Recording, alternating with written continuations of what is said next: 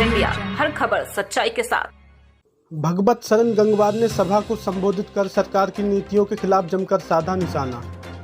बरेली के नवाबगंज विधानसभा क्षेत्र के खंजनपुर खंजनिया गांव में समाजवादी पार्टी द्वारा एक जनसभा का आयोजन किया गया, जिसमें शिरकत करने पहुंचे सपा पूर्व मंत्री भगवत शरण गंगवार का लोगों ने फूल मालाएं पहनाकर जोरदार स्वागत किया। इस दौरान भगवत शरण गंगवार ने सभी लोगों का आभार व्यक्त करते हुए केंद्र व राज्य सरकार की नीतियों के खिलाफ जमकर निशाना साधा। उन्होंने कहा कि इस सरकार में किसान नौजवान परेशान हैं, भ्रष्टाचार चरम सीमा पर है, लेकिन सरकार को कोई चिंता नहीं है। उन्होंने कहा कि 2022 में समाजवादी पार्टी की पूर्ण बहुमत से सरकार बनेगी और अखिलेश यादव मुख्यमंत्री होंगे। आप लोगों को मैं एक एग्जाम्पल देना चाहूंगा। 2002 के चुनाव में नवाबगंज के लोगों ने बहुत वोटों से भगवत को 30,000 वोटों से जिता के भेजा था। जब सारे विधायक समाजवादी पार्टी के इकट्ठे हुए, प्रोफेसर राम गोपाल जी सपा पर्चे करा रहे थे। जब भगवत का नंबर आया तो माननीय नेताजी उछल के खड़े हो गए और उन्होंने मेरा पर्चे सारे विधायकों से कराया। एक ही दिन में पूरे उत्तर प्रदेश के विधायक मुझे पहचानने लगे थे, ये भगवत शरण गंगवार है। उसकी वजह कोई और नहीं थी, उसकी वजह थी आप लोगों ने 30,000 वोटों से जिता के भेजा था। नेता के मन में चढ़ गए और जब 2003 में सरकार बनी तो उन्होंने मंत्री बनाया और जब मंत्री बने तो नवाबगंज में काम हुए। हमें नहीं याद है कि हमने कोई काम नेताजी आदरणीय मुलायम सिंह यादव से या अखिलेश यादव से कहा हो नवाबगंज के लिए और उन्होंने वो काम ना किया हो। हमें एक काम आज याद नहीं है। हमने जो कहा अखिलेश जी दोबारा की सरकार में मंत्री भी बनाया और कभी भी जो कह दिया उन्हें लिख के भेज दिया और सामने पड़ गए तो उन्हें हाथ में थमा दिया, तो उन्हें वो काम जरूर नवाबगंज का। मैं पूछना चाहता हूँ, कोई पुल बनने को बताओ नवाबगंज में? मेरी नदी है, मेरे नाले हैं नवाबगंज के अंदर, कोई पुल एक भी हो? सारे पुल बनवा दिए। कोई गांव ऐसा हो जिसमें स्कूल ना हो, कोई गांव ऐसा हो जिसमें बिजली ना हो, कहीं पानी पीने के लिए नल ना हो। और मैं तो कहना चाहूंगा साथियों, आप लोग सुना कर लेना, सारे लोग आज मेरी बात को चुनौती पूर्वक मान के कि कौन सा ऐसा काम है जो 2, 4, 6, 10 करोड़ रुपए का बड़ा काम जो नवाबगंज में होना चाहिए और आप कहो और वो काम ना हो। मैं चुनौती पूर्वक कह रहा हूँ, मैं वादा करते जा रहा हूँ।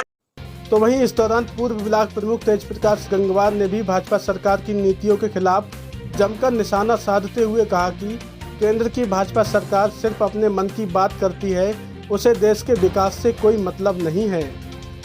उन्होंने राज्य सरकार की नीतियों के खिलाफ निशाना साधते हुए कहा कि प्रदेश की योगी सरकार ने सिर्फ शहरों के नाम बदलने का काम किया है, विकास के नाम पर प्रदेश की सरकार बिल्कुल जीरो है।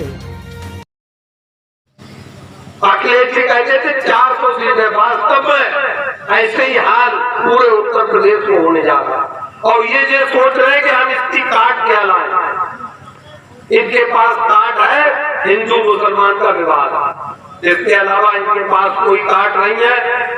अभी कुछ दिन पहले आपने देखा कि हम डीजल को कैसे उतारेंगे, 25 रुपए की चर्चा चली थी 2-3 दिन पहले कि उतर जाएंगे। कल आ गया मतलब के नहीं, ये जीएसटी से बाहर नहीं होगा और इतने ही रुपए रहेंगे। कुछ दिन पहले जो चर्चा चली थी कि 2,000 के बजाय 4,000 रुपए मिलेंगे और वो जो सम्मान निधि मिलती है उसका भी अलग अलग तरीका है। यहाँ 13 करोड़ किसान है उत्तर प्रदेश में, 7 करोड़ एक बार में मिलेगी, 7 करोड़ 6 करोड़ लोगों को एक बार मिलेगी। वो सब रोते रहेंगे, अरे हमारी आई ना है, परेशान है, खातों खराब है। वो इतनी समस्याएं बता देंगे कि उन्हें पता ही नहीं चलेगा कि क्यों नहीं आई। और आई इसलिए नहीं कि उन्हें आधी देना, आधे लोगों को एक बार देना थी, अगले महीना में नंबर आएगा तो आधे लोगों को दे। वो बढ़ा भी सकते क्योंकि उन्होंने पूरा हिंदुस्तान सब व्यापारियों को बेच दिया और उसमें भी अडानी अंबानी और जो लोग और हैं इन लोगों के लिए हवाई जहाज भेज दिए, ट्रेनें सारी भेज दी, ट्रेन की पटरी भेज दी, हवाई अड्डे भेज दिए, स्टेशन भेज दी, इन्होंने पानी वाले जहाज भेज दिए बंदरगाह, जहाँ बहुत बड़ा आमदनी होती है, केवल उतार होता है बंदरगाह बने हुए, कोई पैसा खर्च नहीं होता है, और विदेश से जो माल आता है उसमें पैसे अब वो व्यापारी है, उन्हें भी बेच दिया। यहाँ तक के LIC सारे इतने बच्चे से लेकर पूरा व्यक्ति जानता हो कि LIC है, और जितनी कंपनी आई पीएरले जितनी कंपनी आई सारी किसानों को रुपए लेके भागते, केवल LIC ने झपट दे दी थी, उसे भी मोदी जी ने बेच दिया। भारत पेट्रोलियम के जो पेट्रोल पंप पर पूरी कंपनी बेच दी। रह क्या गया है देश में? कुछ नहीं रहा। आगे पता नहीं कैसे करके देश चलेगा, कहां से आमदनी होगी, ये कुछ समझ में नहीं आ रहा। और ये बात धीरे धीरे जो गांव के लोग हैं उनकी समझ में आ रही है। कार्यक्रम में सपा नेता पुरुषोत्तम गंगवार, अरविंद गंगवार, अनिल गंगवार, चैतन्य गंगवार, सत्येंद्र माथुर, शराफत हुसैन समेत भारी संख्या में सपा कार्यकर्ता व समर्थक उपस्थित रहे। देखिए A1 न्यूज इंडिया के लिए नवाबगंज से परवेज अंसारी की रिपोर्ट।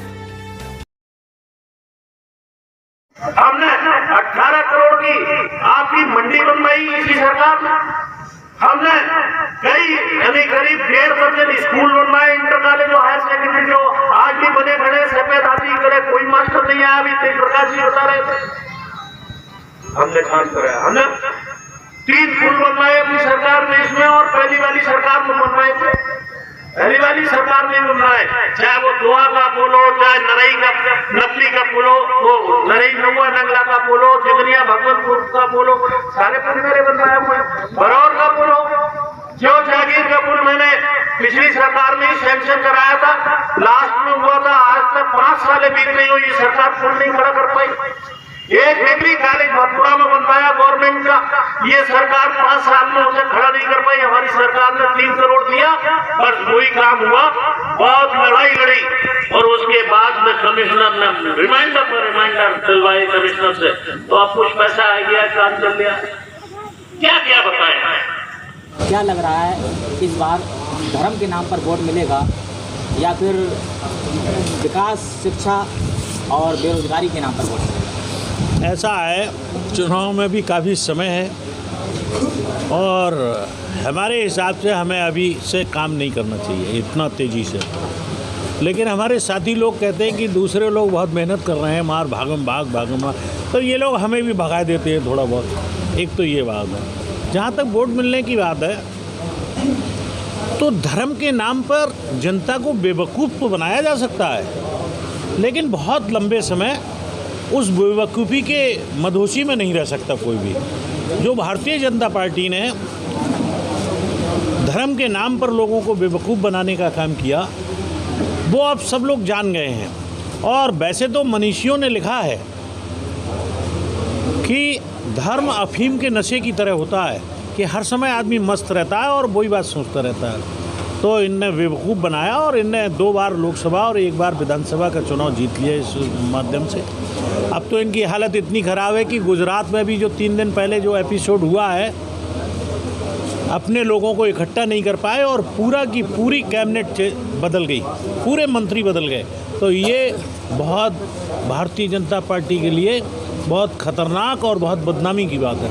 हाल ही में अभी राज्यपाल कश्यप जी का पीलीभीत आगमन हुआ था, उसमें जो है उन पर FIR हुई थी, क्या कहना चाहिए? ऐसा है, भारतीय जनता पार्टी के नेता, उनके अधिकारी और उनके लल्ली पच्चो करने वाले टट्टू, ये लोग सोचते हैं कि मुकदमे से शायद लोगों को डराया धमकाया जा सकता है।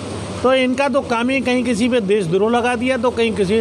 लेकिन समाजवादी पार्टी के लोग मुकदमों से नहीं डरते हैं, लाठी और डंडों से नहीं डरते हैं, गोलियों से नहीं डरते हैं। हम लोगों ने जो कुछ ठान लिया वो ठान लिया। ऐसी हमारे माननीय राज्यपाल कश्यप पीलीभीत से निकले, और उन्हें जो कहना था कहा, FIR लिखी गई, तो उससे भी नहीं। नवाबगंज में फिर वो बेखौफ होकर बोले, हम तो कह रहे हैं हमारे खिलाफ भी मुकदमा लिख दे, हम तो खूब बड़ा कार्यक्रम करवाया था, लेकिन कुछ नहीं।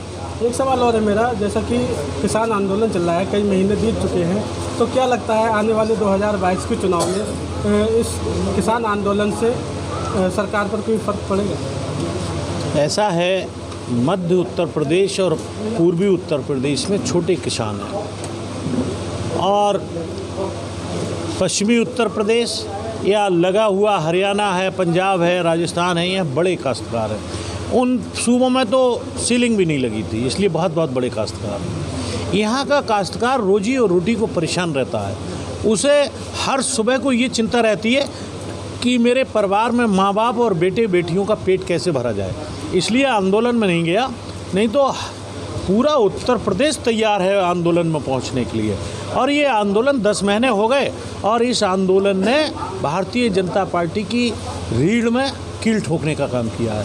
और हरियाणा, पंजाब और पश्चिमी उत्तर प्रदेश में गांव के बाहर बैनर लगा दिए हैं कि भारतीय जनता पार्टी के नेताओं का आगमन निषेध है।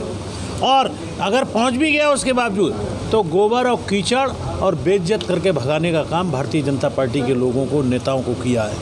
2022 के चुनाव में समाजवादी पार्टी किस तरह सत्ता में आएगी? जीतेंगे और सत्ता में आ जाएंगे। लोग हमें पसंद करते हैं। अभी आपने मीटिंग देखी है, कितनी भारी भीड़ थी और कितनी तन्मयता के साथ लोगों ने सुना। एक न्याय पंचायत की थी, केवल एक न्याय पंचायत की, जिसमें हजारों आदमी थे। तो ये प्रेम है, समाजवादी पार्टी पे लोग भरोसा करते हैं, विश्वास करते हैं। और अखिलेश यादव पे तो लोग गुमान करते हैं, विश्वास और भरोसे की बात नहीं, गुमान करते हैं कि अखिलेश यादव जैसा नेता उत्तर प्रदेश छोड़ो हिंदुस्तान के अंदर नहीं। Thank you so much. A1 news India, हर खबर सच्चाई के साथ।